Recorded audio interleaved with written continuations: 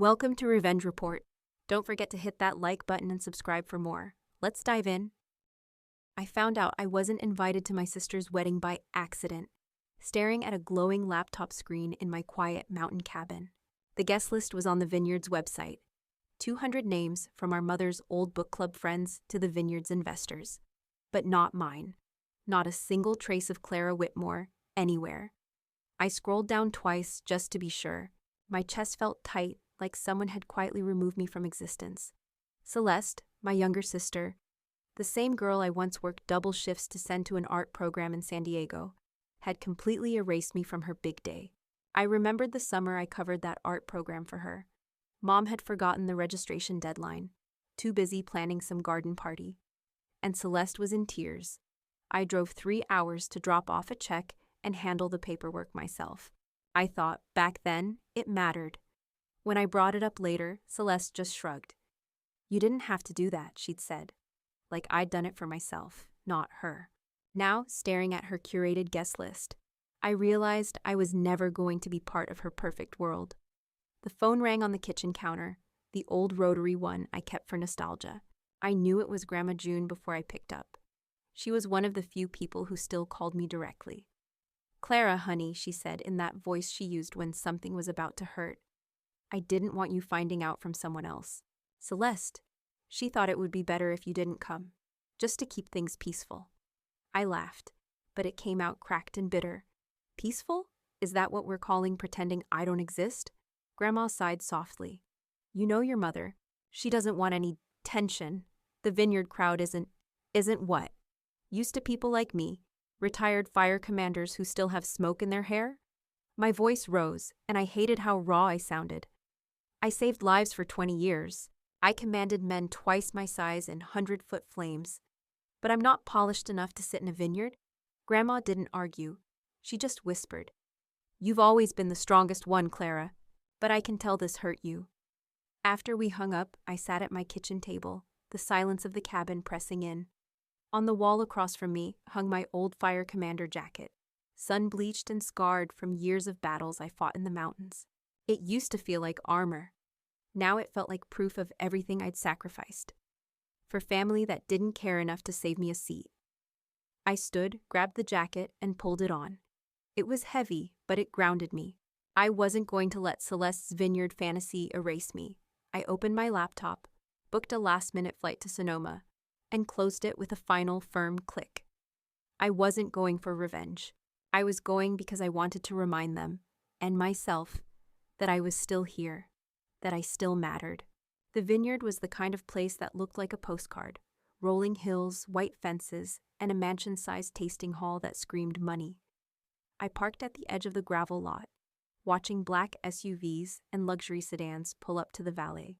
My old Jeep looked like a bruised knuckle among diamonds, but I didn't care. I hadn't come to impress anyone. I slipped through the side entrance, the one marked staff only, carrying myself like I belonged. Years of walking into chaos zones during wildfire evacuations had taught me that confidence opened doors faster than any pass.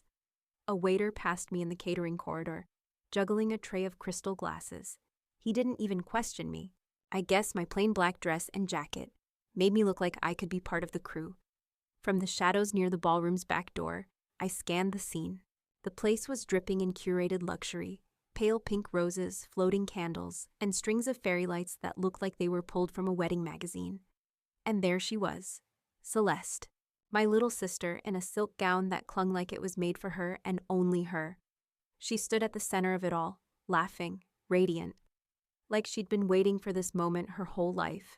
Julian, her fiancé, stood beside her. He had the kind of tan you buy on an island, and his smile looked effortless. I recognized his face from a dozen social media posts. The wine-tasting weekends, the yacht parties. He had the polished charm of someone who'd never had to get dirt under his nails. I stayed quiet, my hands in my jacket pockets, watching them work the crowd. No one noticed me at first. I could have stayed invisible all night, blending into the backdrop like I wasn't supposed to be there. But that's when it happened. "Clara, right?" a voice said. I froze. It was a waiter balancing a tray of champagne flutes, his brows knit together. "You're Celeste's sister, aren't you?" Heads turned. People glanced from him to me, curious. Julian's gaze followed the whispers. He stepped forward, brow furrowing, as if my face tugged at some distant memory. "Wait," he said, his voice cutting through the room. "Clara Whitmore, are you the fire commander who led the Arrowhead rescue? My mentor used to tell stories about you." I swallowed hard. "I am," I said quietly. A ripple went through the crowd. Curiosity, surprise, maybe even respect. For the first time, I wasn't invisible. I saw Celeste's smile falter, just slightly, like the perfect frame she'd built around her day had cracked. For a moment, the room hung in silence, all glossy eyes and tilted heads, like they were trying to decide who I was supposed to be. The uninvited sister or some accidental celebrity. Then Julian turned to the crowd, raising his glass. "She's the one who saved my mentor's team," he said, his voice full of awe. "During that wildfire near Crescent Ridge, that was you, wasn't it?" I nodded, uncomfortable under the sudden attention. I hadn't come here for applause, but as the guests erupted into polite clapping, I felt the weight of Celeste's gaze. Her smile had frozen, the kind of tight-lipped grin you give when a photographer asks for one more shot, after your face has gone numb. "Clara," she said, sweeping toward me like she was gliding across a stage. "What a surprise." Her tone was honeyed but stiff, like she'd bitten into something sour. She hugged me, if you could call that brief shoulder tap a hug, then leaned back, eyes scanning my plain black dress like it was an insult to her curated world. "I didn't realize you'd be here." "Neither did I said, meeting her eyes. "But I figured I'd stop by, since I helped pay for that dress you're wearing." A few guests stifled nervous laughs. Celeste's fingers tightened on her champagne glass. But before she could respond, our mother swept in like a storm front. "Clara," Vivian said, her voice smooth as silk but sharp as a knife. "You look sturdy, as always." It was the kind of comment only my mother could pull off, framed as a compliment but meant to cut. I forced a smile, feeling the familiar sting. "Thanks, Mom. Still fireproof, too." Whispers buzzed through the guests like static.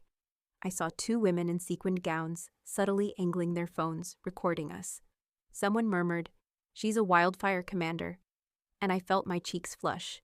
I hated being the center of attention, especially when it was Celeste's night, but Julian wouldn't let it die. "I think everyone should know what she's done," he said firmly. "She coordinated one of the largest rescues in California's history. My mentor said without her, an entire crew wouldn't have made it out alive." All eyes shifted back to me. Celeste's hand trembled slightly as she placed her glass down on a nearby table, but she forced another smile. "That's lovely, Julian, truly. But we don't want to overshadow the wedding, do we?" I felt the old instinct to shrink, to back away and let them keep their perfect picture. But instead, I took a slow breath and said, "Don't worry, I'm not here for the spotlight." I stepped back, letting the room buzz with their own curiosity, while Celeste's polished world cracked just enough for everyone to glimpse what lay beneath. For once, I didn't feel small. I felt seen. By the next morning, I was trending, something I never imagined would happen to me. My phone buzzed nonstop on the small table in my cabin. At first, I thought it was Celeste or Mom blowing up my line, but when I finally checked, it wasn't them at all. It was strangers. Messages from people I'd never met, thanking me for what I did years ago. Apparently, someone had filmed my entrance at the vineyard, and a local journalist, Leah Ortega, had turned it into a story. "The Commander in the Shadows," the headline read, paired with a photo of me in my black dress and old fire jacket slung over my arm. The article covered everything: my career, the lives I'd saved, the fact that no one in my own family had invited me to the wedding. I read it twice, my hands shaking, not sure if I wanted to laugh or cry. A new message popped up. This one from my old captain, Charlie. "About time someone told your story. Proud of you, Whitmore." There were dozens more like that, from old crew members, people who'd been rescued, even teenagers saying they wanted to be firefighters because of me. For once, people were seeing me for who I was, not who my mother painted me to be. Then came the email. I recognized the address before I opened it. From Vivian Whitmore. "Clara, you've humiliated this family beyond belief. Do you realize what you've done? Celeste's wedding is all anyone is talking about now, but not for the right reasons. Take that article down. Apologize." I stared at the screen for a long minute before closing the laptop. I wasn't taking anything down. not this time. A softer message followed a few hours later, from Julian himself. Hi, Clara, I just wanted to say thank you for what you did years ago and for coming yesterday. I had no idea about your story until last night. If you're willing, I'd like you to sit with us at the ceremony tomorrow. In the front row where you belong. I sat back in my chair, stunned. My sister might have erased me, but Julian, the man marrying her, was inviting me in. I looked over at my fire jacket draped across the chair, its faded patches and worn collar still smelling faintly of smoke. Maybe this time I wouldn't be standing in the shadows. The next day, I drove out to the countryside, the kind of back roads where the air smelled like pine and old memories. My father's house was tucked away behind a stretch of oak trees, the same place I'd visited every summer until Mom divorced him and made sure we barely saw each other. I hadn't been there in years, but the sight of that weathered porch felt like stepping back in time. When I knocked, the door opened slowly. Harold Whitmore, my dad, stood there, older than I remembered but still solid, with that quiet strength he carried even when I was a kid. His gray hair stuck out beneath a faded ranger cap, and his flannel shirt smelled faintly of cedar. Clara, he said softly, like he wasn't sure if I was real. I saw the article. I shrugged, suddenly feeling 12 again. Guess I couldn't stay invisible forever. He stepped aside. Come in, kiddo. It's been too long. The house was the same. Walls lined with old photographs of forests and lakes, a wood stove humming in the corner. He poured us coffee, black and strong, and we sat across from each other at the kitchen table. For a moment, neither of us spoke. I should have done more, he said finally, his voice low. Back when you were young, I wanted to take you away from all that. Your mother's games, the favoritism, the way she treated you, but I didn't fight hard enough. I stared into my mug, feeling the sting of old wounds I thought I'd buried. You left me there with her, I said quietly. You knew how she was. You knew I was the forgotten one. His eyes softened. I know, and I'm sorry for that. I was a coward, Clara. I thought giving you space would be better than dragging you through a custody war. But I see now. You needed me to show up. He pushed a small wooden box across the table. I hesitated before opening it. Inside were neatly folded newspaper clippings, photos of me in uniform, and commendation letters from the fire department. Some were yellowed with age. You kept all this, I whispered. Every one of them, he said. I watched you become everything I always knew you could be. I might not have said it enough, but I've never been prouder of anyone in my life. There was also a letter, the envelope worn soft, like it had been opened and read 100 times. My name was written in his handwriting. I wrote that years ago, he said, clearing his throat. A letter I was too ashamed to send. It's my way of saying I'm sorry for not protecting you from your mother's shadow. I couldn't speak for a moment. Then I reached across the table and squeezed his hand. You don't have to apologize anymore, I said. This means more than any of her words ever could.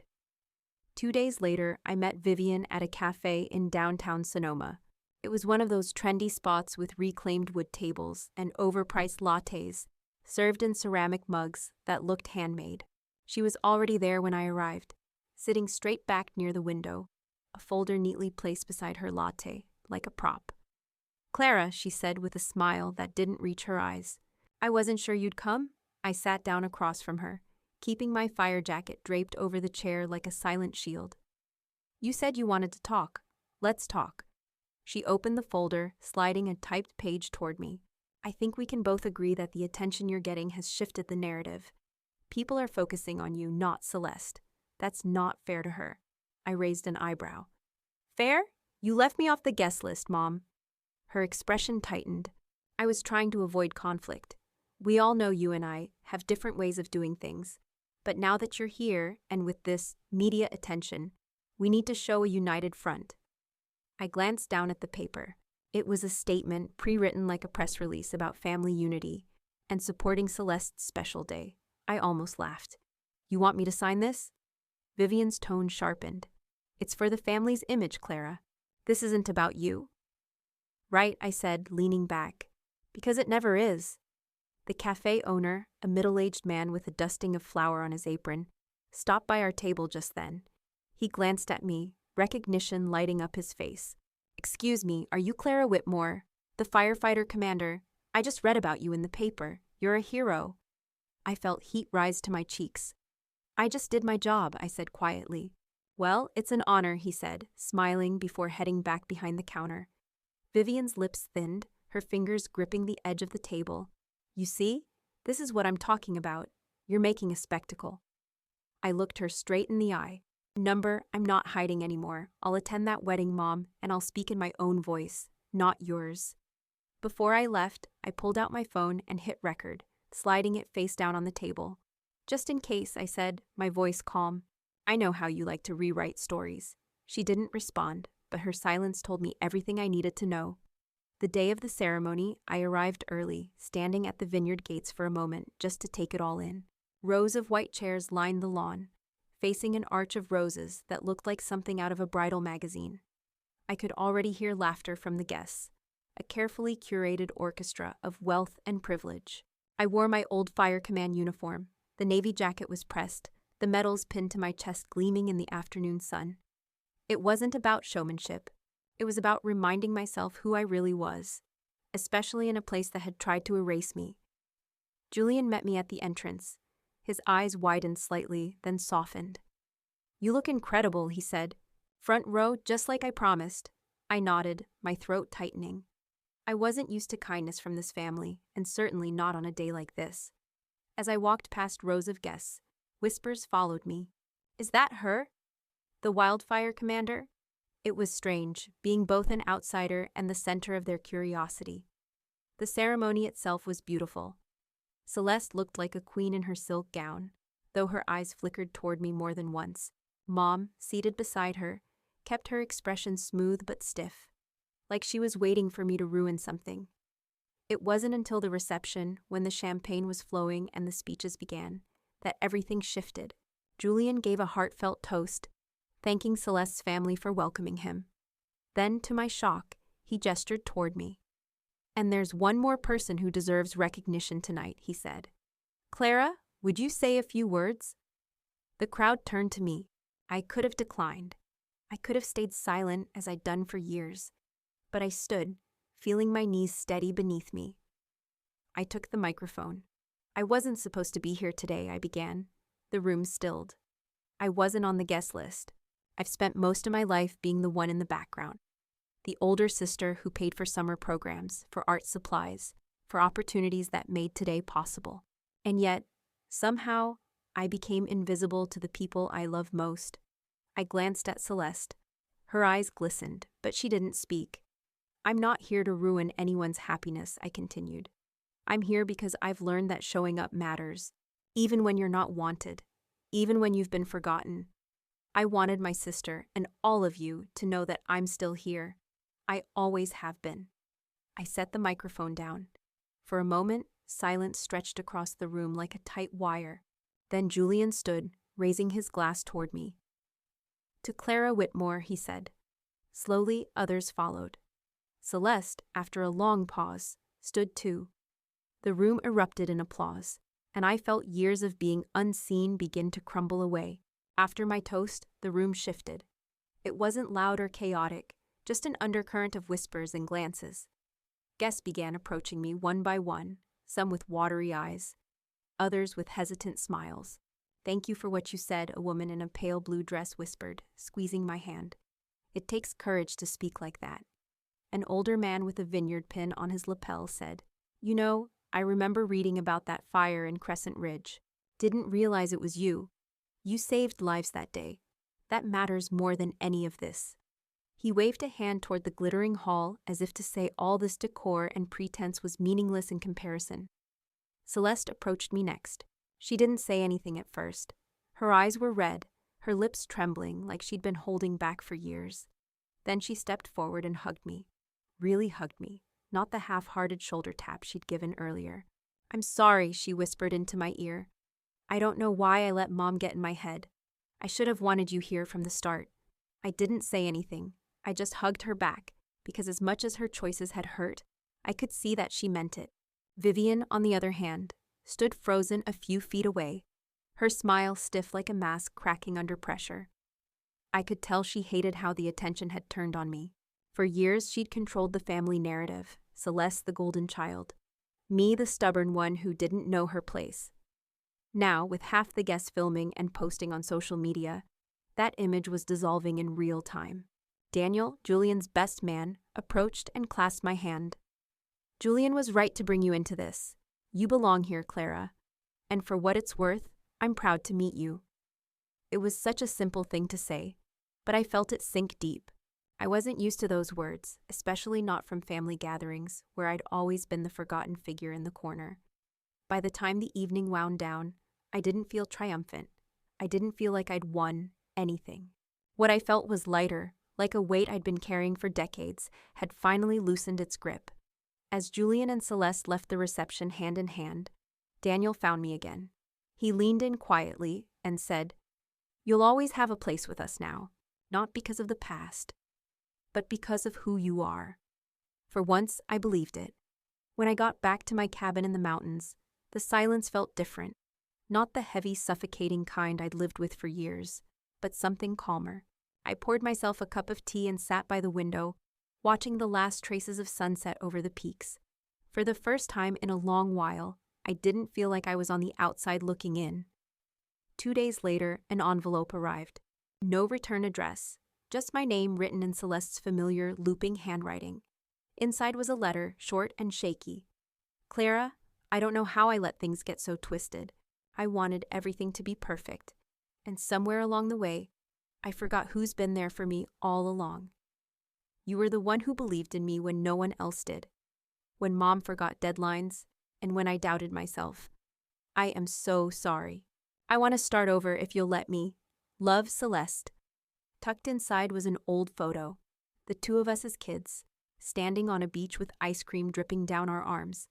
We were both laughing, faces scrunched and wild with joy. I stared at it for a long while, feeling something soften in me. Vivian didn't reach out. I didn't expect her to. Word around town, though, was that clips of my wedding speech had gone viral, and people weren't exactly siding with her. Someone told me she'd been quietly removed from a few community boards she used to run, the same ones where she'd often bragged about Celeste's accomplishments while pretending I didn't exist. It wasn't revenge. It was just balance. Then something unexpected happened. Leah Ortega, the journalist who'd written The Commander in the Shadows, reached out again. She told me a group of firefighters, both retired and active, had been talking about creating a firefighter legacy hall in Northern California, a place to honor the women and men who had risked everything in wildfire rescues. She wanted to know if I'd be interested in helping lead it. The answer came out of me before I could even think. Yes. The following weeks were a blur of planning sessions, site visits, and video calls with people I hadn't seen in years. Some of my old crew members, now scattered across the state. They called me Whitmore again, like no time had passed, and I felt that old fire inside me flicker back to life. I wasn't just the forgotten sister anymore. I had a purpose again. Building something that would outlast me, a place where young women could walk in and see that they belonged in the line of fire, too. Every brick, every blueprint, felt like a piece of my new story. Months later, the Firefighter Legacy Hall stood proudly on the edge of a small town near the Sierra foothills. A simple building, but powerful in what it represented. The walls were lined with photos, helmets, and plaques, telling the stories of those who had faced down walls of fire and walked back with lives saved. It wasn't polished or fancy like Celeste's vineyard, but it felt real. It felt like home. The dedication ceremony drew a bigger crowd than I expected. Firefighters, families of those who had fallen, local reporters, and even a few curious townsfolk who'd read about the project online. I stood at the podium, my Fire Command jacket clean and crisp, medals catching the light. As I looked out at the crowd, I spotted Dad in the front row, his hands clasped tightly, his eyes already wet. To my surprise, Celeste and Julian were there too, with their little boy perched on Julian's lap. The child waved at me with the kind of innocence that slices straight to the heart. Celeste smiled, small but genuine, and I could see something in her eyes I hadn't seen in years. Pride. When it was my turn to speak, I gripped the podium, taking a breath. I used to think being invisible was safer, I began. It was easier to let others take the spotlight, to stay in the background where no one could criticize or misunderstand me. But I've learned that staying silent can sometimes erase you from your own story. Today, I stand here because I refuse to be erased, and because every single person honored in this hall deserves to be remembered for what they gave. I scanned the crowd, my eyes settling on Celeste for a moment. Family isn't just blood. It's who shows up when the flames are highest. It's who remembers your name when everyone else forgets. There was a hush over the crowd. I saw Celeste lower her gaze, and I didn't mean it as a jab. It was simply the truth I'd carried all my life. At the end of my speech, we unveiled the dedication plaque. My name was there, etched alongside the founding members. When I touched the cool metal, I felt a strange sense of peace wash over me. This wasn't about proving anything to Mom or anyone else anymore. It was about building something that would last, something rooted in truth, not appearances. After the ceremony, Celeste's boy ran up to me, clutching a small toy fire truck. "Aunt Clara," he said shyly, "are you really a hero?"